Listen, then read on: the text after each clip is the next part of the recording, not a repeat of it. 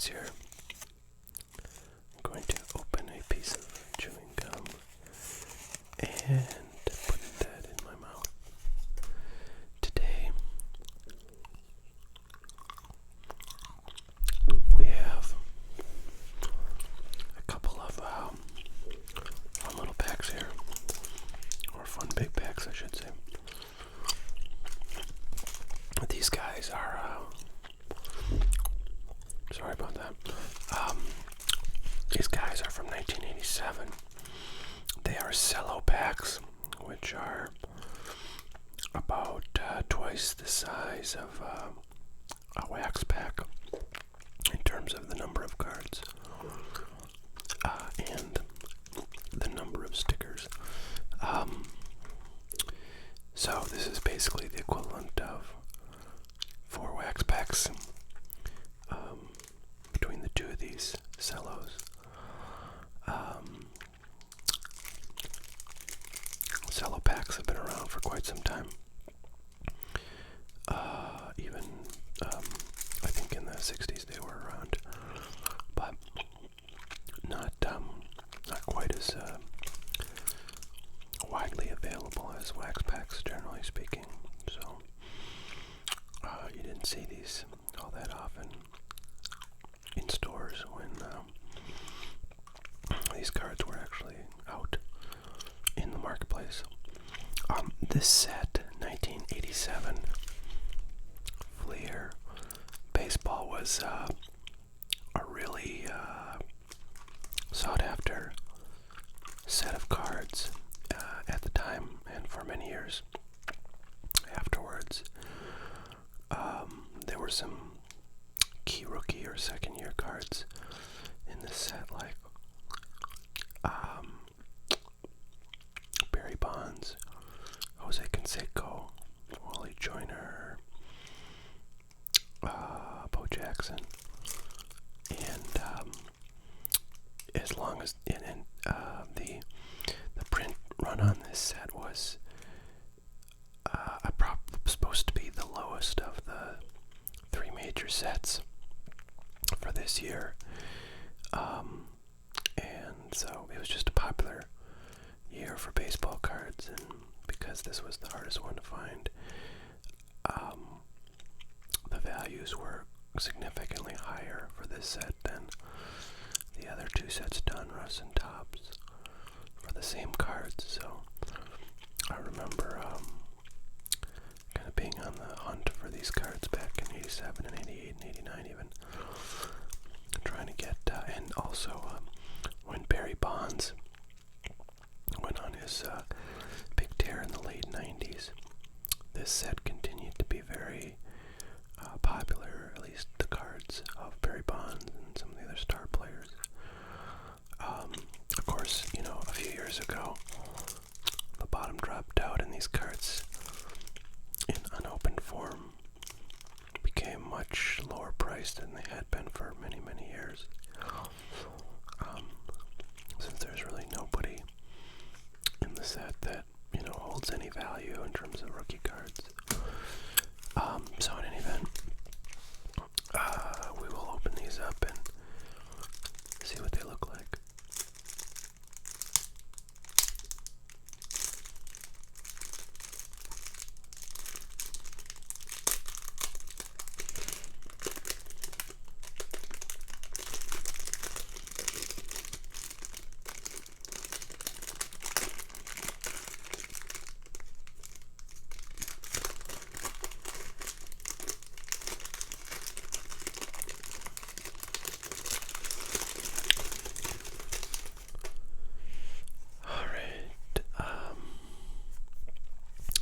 As you can see, the design is a beautiful little light blue gradient into white.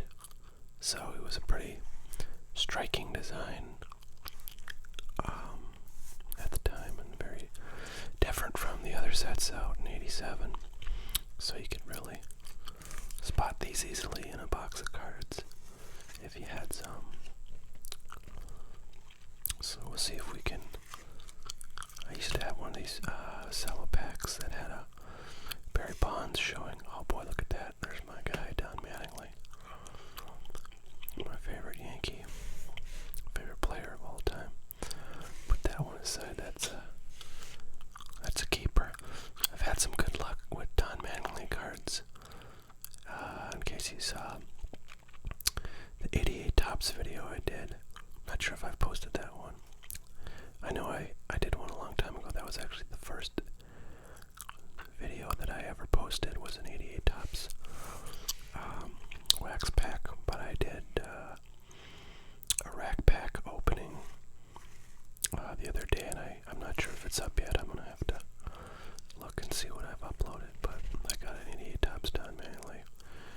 is good. Oh, look at that Barry Larkin rookie card. That's actually probably one of the better cards in the set, since he's in the Hall of Fame now and doesn't have a steroid problem. So that's a good pull right there. There's lots of Hall of Famers in this set too, so you'd like to get some, George Brett or Eddie Murray, Tony Gwynn, Wade Boggs, Cal Ripken cards. But we will see what we come up with. There you go, Speak the Devil. Gary Carter, Hall of Fame catcher for the New York Mets. Thing I'm noticing on these cards is the edges are sort of scuffed on most of the cards, which makes it difficult to get a gem mint card out of this set based on the color of those borders. So this is probably a condition sensitive set, which means that it's harder to get higher grade cards, and the higher grade cards in condition sensitive sets are very valuable if you get a perfect card, simply because the nature of the printing for that set made it so that there were lots of just minor defects with most cards. 86 Tops is another condition sensitive set because it has black borders. I had to shoo my cat out just then, otherwise she'll meow incessantly because she thinks it's dinner time for the 4th time. If any of you have cats, you probably know exactly what I'm talking about. So, moving through this race off. Well, I don't know if I've heard of this guy, which is saying a lot because in 1987 when these cards came out, man, I was a hardcore young baseball card collector, and I would just look through every card I had over and over and over again. I don't think this guy had a Topps card though, and I didn't have a lot of Fleer cards, so that would explain why maybe I've never heard of him. Alright, well, there's one pack that's actually a pretty good set of cards out of there. A couple Hall of Famers, one rookie Hall of Famer, and a Don Mattingly, which, as we've gone over, is the best card in any set. Let's open these guys now.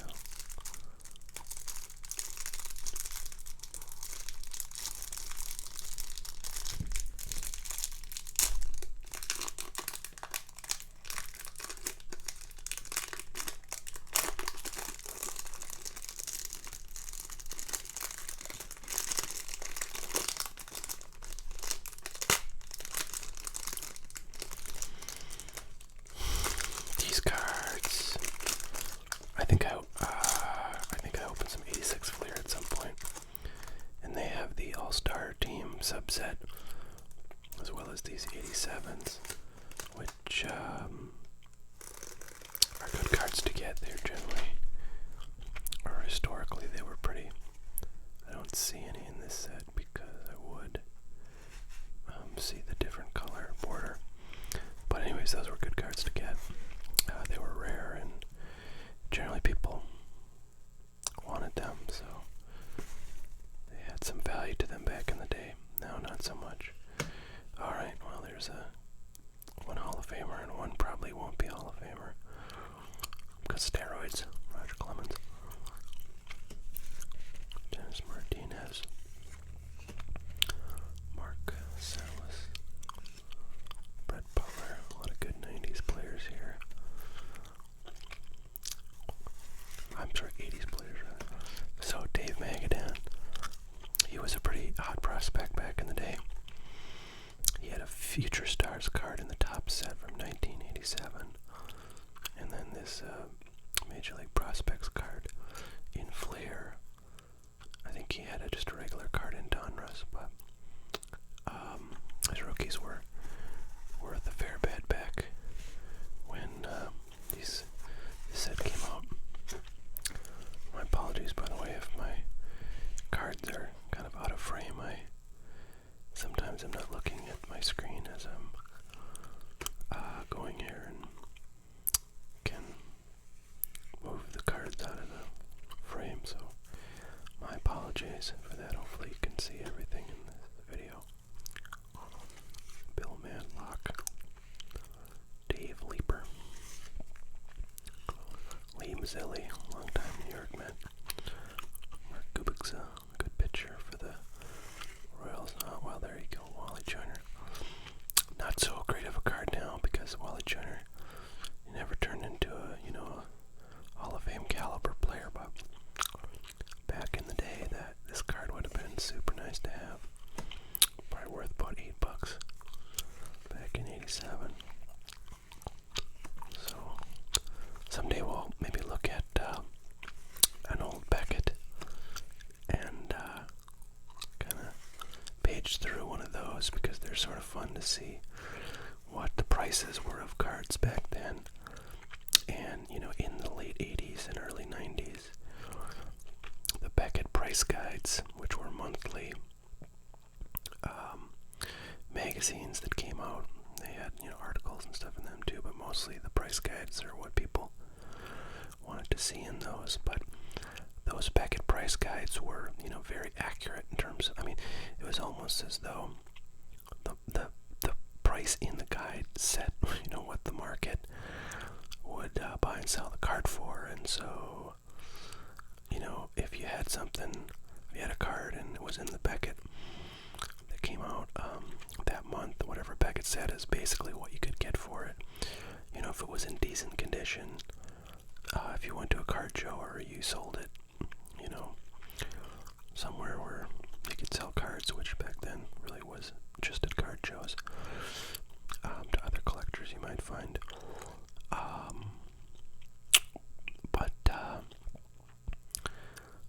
Yeah, Beckett was very interesting. Now, the prices in the Beckett guides are just totally useless because there are markets like eBay where, the price is set by the actual market conditions and what people are willing to pay on that given day or week or month. So, anyways, when I was a kid, I used to love going to card shows, and I would bring a lot of, the cards that I'd gotten in packs and try to either sell them to dealers or trade them to dealers. And what I used to love to do is trade single cards for more unopened stuff, which, they were generally willing to give pretty good trade because they could, the price they were selling unopened stuff for was about twice what they probably paid for it at wholesale. So they had some good margin there. And because, the Beckett pricing was pretty much the gold standard, they could reliably count on getting the Beckett price for cards that they bought from you, and so they gave you, 60 to 75% of the Beckett value for whatever they wanted. So I always did quite well when I brought cards into a card show. And this was back when they used to have, 40, 50 dealers every month at these card shows. Nowadays, you're lucky to get like 20 dealers. This is kind of a cool one from the day. Two very hot prospects for 1987 on one card, so that's cool. That was probably worth, $2, $3, $4 back in '87, which is a rarity for these, multiplayer combo cards that Fleer does. They're usually pretty worthless. Andre Thornton, DH,